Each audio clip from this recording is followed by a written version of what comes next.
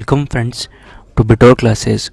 तो हम एक और करंट अफेयर लेके आए हैं जो कि 13 जनवरी 2024 का करंट अफेयर है।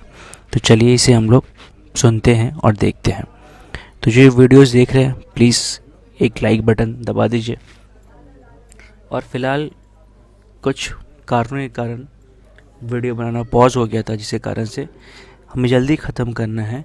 तो ट्रांसलेशन वाला पार्ट पीपीटी में नहीं डाल पाए हम लोग, जिसके कारण से ये आपको हिंदी में, जो हिंदी में पढ़ने वाले लोग हैं, मैं हिंदी में सब कुछ समझा दूंगा आपको। बट फ़िलहाल कुछ दिनों के लिए, जब तक कि हम लोग टाइम पे मोस्टली जनवरी महीने तक का जो भी आएगा उसमें आपको सिर्फ इंग्लिश मिलेंगे, बट हिंदी में समझा दिया जाएगा और आपको हिंदी का लिंक दे दिया जाएगा जहाँ से आप जाके पढ़ सकते हैं या लिख सकते हैं।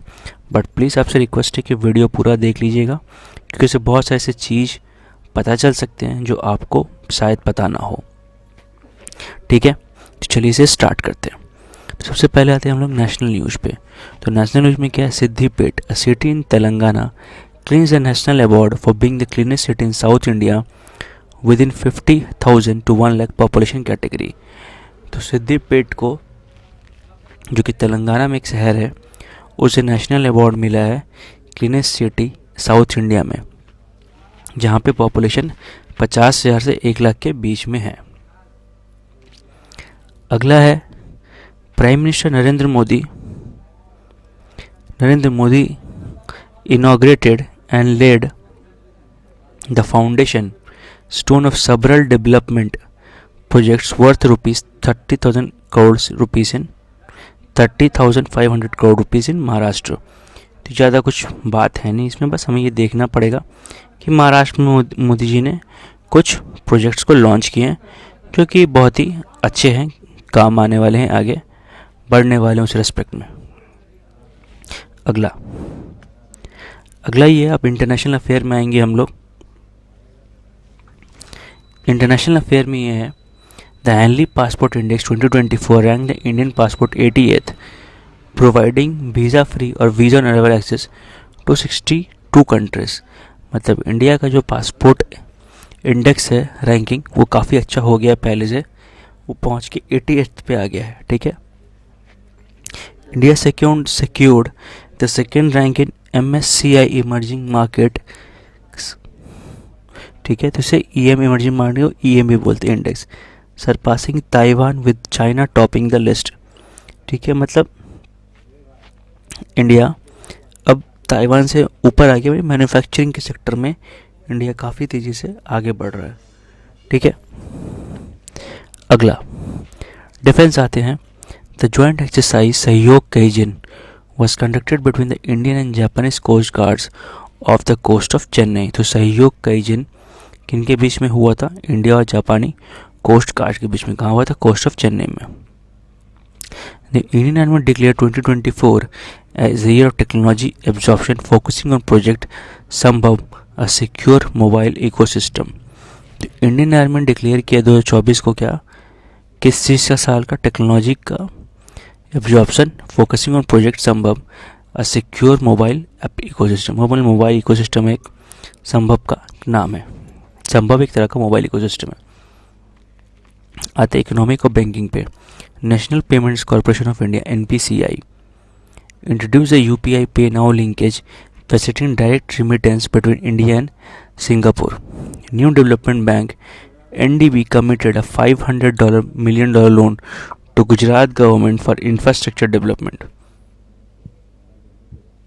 तो NDB ने कमिट किया है 500 मिलियन लोन, किनको, गुजरात गवर्नमेंट को, फॉर इंफ्रास्ट्रक्चर डेवलपमेंट के लिए। RBI waived 5 crore penalty previously imposed on bank of Baroda for shortfall in solved note remittance. तो RBI ने 5 करोड़ का पेनल्टी जो बैंक ऑफ बड़ौदा है उसे हटा दिया गया है। देखिए, जब SSC के लिए आप पढ़ रहे हैं तो जब भी बैंकिंग के बारे में पढ़ना होगा तो ये देखिए, जो बैंकिंग है उसको जानना होगा। बट जो SSC के लिए प्रिपेयर कर रहे हैं, तो अगर आप बैंकिंग के ऊपर पढ़ रहे हैं बेसिकली आपको ये फुल फॉर्म से रखने पड़ेंगे, NPCI के, NDB के। NPCI ज़्यादा इंपॉर्टेंट है, ज़्यादा इससे ज़्यादा कुछ पूछते नहीं बैंकिंग को लेके, बट प्लीज़ आप ध्यान रखें तो अच्छा रहेगा। फिर आता है Fino payment banks applied for small finance bank licence from RBI। मतलब स्मॉल फाइनेंस बैंक का लाइसेंस आरबीआई के लिए फिर अप्लाई किया है। India's retail inflation reach to 4 month high at 5.69% in December. तो इंडिया का जो रिटेल इन्फ्लेशन, कच्चा सामान का जो बिजनेस है, उसमें महंगाई बढ़ गई थी कितनी, 5.69%। आरबीआई ने पैनलाइज किया Dhanlaxmi bank, Punjab and Sind bank and ESF small finance bank for various violation. इन सब बैंकों को आरबीआई ने पैनलाइज किया, कुछ उन्होंने किया उसके लिए। State bank of India SBI launched the Green Rupee Term Deposit SGTR to support environmental friendly projects। तो SBI ने एक नया डिपॉजिट टर्म क्रिएट किया है जिससे वो इन्वायरमेंट फ्रेंडली प्रोजेक्ट्स होंगे उसको मदद करेगा। अगला क्वेश्चन, अब आते हैं अपॉइंटमेंट्स ऑफ बिजनेस न्यूज़ में। तो farmer CISF chief Sheel Vardhan Singh was appointed as a member of Union Public Service Commission, UPSC के एक मेंबर की तरह पे उन्हें अपॉइंट किया गया कि इनको, जो CISF के पहले, इसके पहले के चीफ थे, सील वरदान सिंह को। The government approved a 1 year extension for RBI deputy governor Michelle Patra. Government ने एक्सटेंशन कर दिया है आरबीआई के डिप्टी गवर्नर का, जिनका नाम है Michael Patra. Tata Consumer Product Limited TCA announced plans to acquire 100% stake in Capital Foods for 5,100 crores।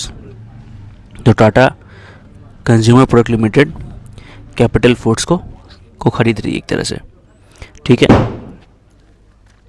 अगला है science and technology. Mitsubishi heavy industries launch the H2A rocket carrying Japan's optical 8 spy satellite. तो मित्सु heavy industry ने launch किया क्या, H2A rocket carrying Japan's optical 8 spy satellite, ठीक है। तो मित्सु heavy industry एक इंडस्ट्री है जिन्होंने एक लॉन्च किया है रॉकेट को जिसका नाम H2A। वो क्या है, उस पर क्या है, ऑप्टिकल 8 स्पाई सैटेलाइट है जो कि जापान का है, ये आपको ध्यान रखना पड़ेगा कि ऑप्टिकल 8 कहाँ का सैटेलाइट है। तो ऐसे ही क्वेश्चन आपको एग्जाम्स में मिलेंगे। तो अच्छा लगा है वीडियो तो लाइक करें, कमेंट करें, शेयर करें। देखने के लिए thank you and all the best for your friends exam.